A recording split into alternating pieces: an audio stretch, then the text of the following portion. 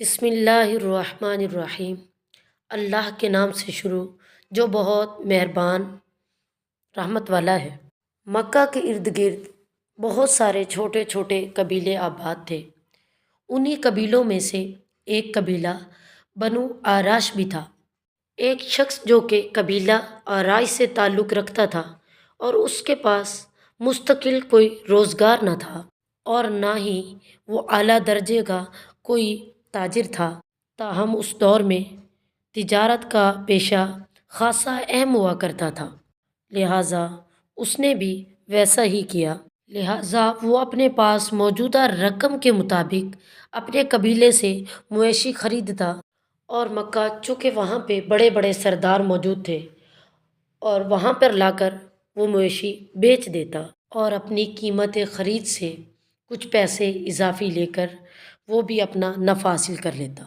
یہ کام اس کا معمول بن چکا تھا۔ وہ اکثر مکہ کے بازار میں لا کر جانور بیچتا۔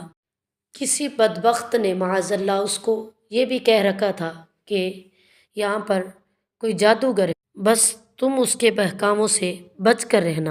اس نے نبوت کا دعویٰ کر رکھا ہے، اس لیے اس سے بچ کے رہنا۔ اب تاجر کے لیے یہ جگہ نہیں تھی، اس لیے اس نے بتانے والے کا یقین کر لیا اور مزید کوئی سوال نہ کیا۔ ایک مرتبہ وہ تاجر اپنے ہمراہ دو بہترین اونٹ فروخت کرنے کے لیے لایا، لیکن اس کی بدقسمتی اس دن اس سے وہ اونٹ ابو جہل نے خرید لیے اور جب قیمت ادا کرنے کی باری آئی تو کہنے لگا کل میرے گھر پہ آ کر پیسے وصول کر لینا۔ تاجر نے کہا کہ میں آپ کا گھر کہاں تلاش کروں گا، تو ابو جہل نے اپنے گھر کا راستہ بتایا۔ خیر وہ اب مجبور تھا، کیا کرتا، ابو جہل کی ظالمانہ سرداری سے کچھ واقف تھا ہی وہ، اس لیے اس نے کچھ بھی زیادہ زور نہ دیا اور اگلے روز قیمت لینے پر راضی ہو گیا۔ مکہ میں اس تاجر کا کوئی نہ تھا، نہ کوئی گھر اور نہ ہی کوئی ٹھکانہ۔ رات اس نے گلیوں میں گزار دی اور صبح ابو جہل کے گھر پہنچا۔ دستک دی تو ابو جہل گھر سے باہر آیا اور اس شخص کو دیکھ کر کہنے لگا کہ آج میرے پاس کوئی رقم نہیں ہے، اس لیے تم کل آ جانا۔ وہ تاجر بہت مایوس ہو کر واپس آ گیا اور اگلے دن بھی ایسا ہی ہوا۔ 3 دن تک وہ ابو جہل کے دروازے پر جاتا رہا، لیکن ابو جہل نے اس کی قیمت ادا نہیں کی۔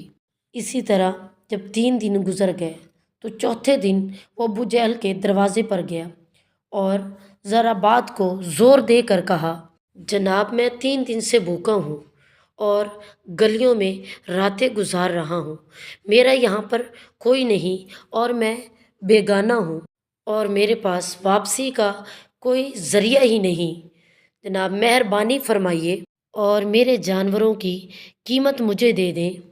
ابو جاہل جو تھا ہی بے ایمان، تو وہ دل کی بات اب زبان پر لے آئے، چل یہاں سے دفع ہو جاؤ اور میں تمہیں تمہارے پیسے نہیں دوں گا، جس سے ملے لے لینا۔ وہ تاجر تو جیسے حواس باختہ ہو گیا، اس کو کچھ سمجھ نہیں آ رہا تھا کہ اب میں کیا کروں، تو لوگوں سے پوچھنے لگا کہ کوئی مجھے یہ بتا دے کہ مکہ کے سرداران کہاں ملیں گے، میں ان سے شکایت کروں، شاید وہ میری مدد کریں۔ اسے بتایا گیا کہ خانہ کعبہ میں چلے جاؤ، مکہ کے سب سرداران وہاں موجود ہوں گے۔ وہ پوچھتا پوچھتا خانہ کعبہ کے پاس آ گیا۔ وہ تاجر کہتا ہے کہ جیسے ہی میں بیت اللہ میں داخل ہوا تو میں نے دیکھا کہ ایک ٹولی میں عثمان، عتبہ، شیبہ اور دیگر سردار بیٹھے تھے۔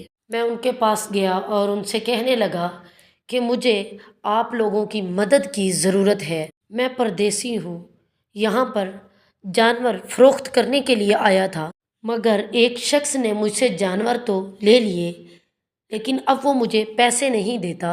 عتبہ نے گرج کر کہا کہ کون ہے جو تمہارے پیسے نہیں دیتا، مجھے بتاؤ، میں اسے دیکھتا ہوں۔ تاجر کہتا ہے کہ میں نے کہا اس کا نام ابو جہل ہے۔ وہ سب خاموش ہو گئے، ان کی گردنیں جھک گئیں اور کہنے لگے کہ تم بہت برے آدمی کے ہاں پھنس گئے ہو، ہم کچھ بھی نہیں کر سکتے کیونکہ وہ ہم سے زیادہ طاقتور سردار ہے۔ یہ سن کر میں بہت پریشان ہوا، کانپنے لگا، رونے لگا کہ اب میں کیا کروں؟ میرا تو کوئی ساتھ دینے والا بھی نہیں ہے اور اس کا کوئی حل نکالنے والا بھی نہیں ہے۔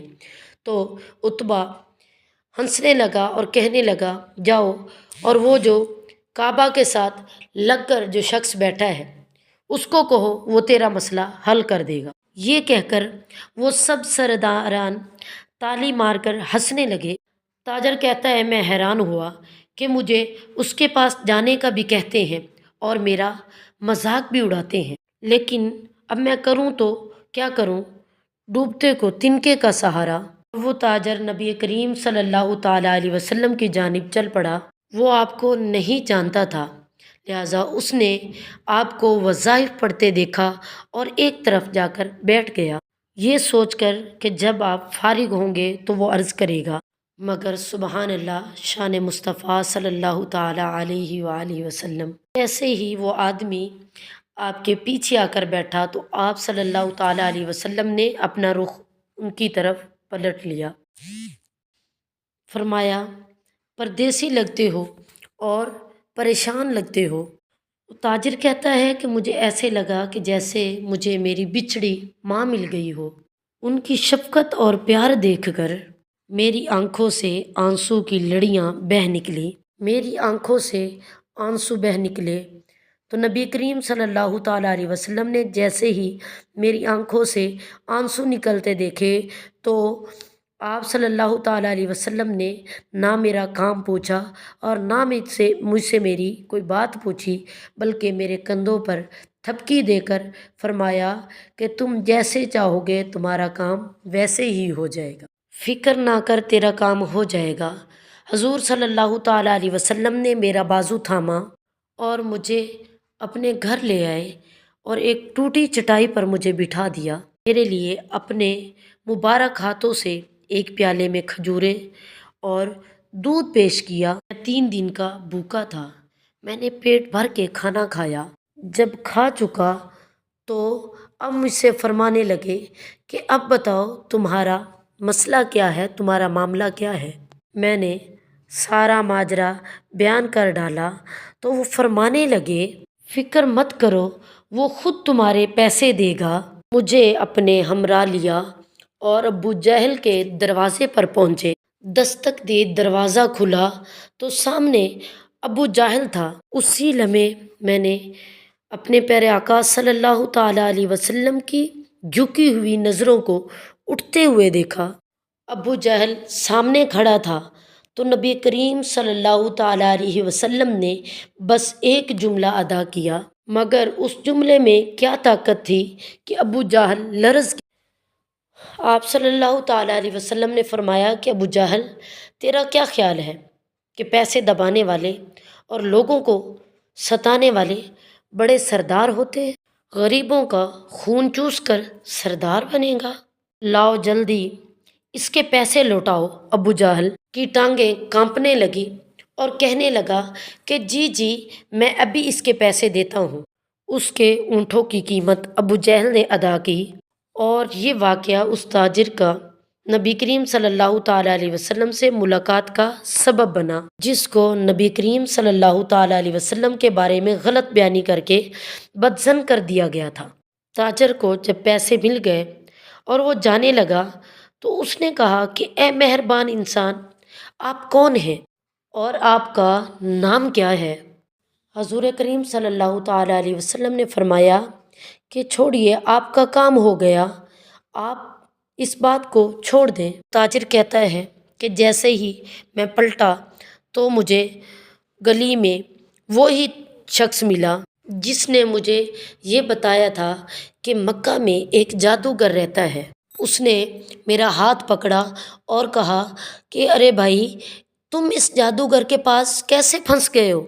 یہ تو وہی جادوگر ہے جو اپنے آپ کو نبی مانتا ہے۔ تاجر نے اس کا ہاتھ جھٹک کر کہا کہ ارے بدبخت، میں نے دنیا دیکھی ہے لیکن اس جیسا انسان کہیں نہیں دیکھا۔ اس کے بعد تاجر پلٹ کر نبی کریم صلی اللہ تعالیٰ علیہ وسلم کے پیچھے دوڑتے ہیں۔ آپ صلی اللہ تعالیٰ علیہ وسلم کے پاؤں سے لپٹ جاتے ہیں اور عرض کرتے ہیں کہ میں اقرار کرتا ہوں کہ آپ اللہ کے سچے نبی اور رسول ہیں، مجھے بھی اپنے دین میں شامل فرما لیجئے۔ اس طرح نبی کریم صلی اللہ تعالیٰ علیہ وسلم اس کو کلمہ پڑھاتے ہیں اور وہ کلمہ پڑھ کر مسلمان ہو جاتا ہے۔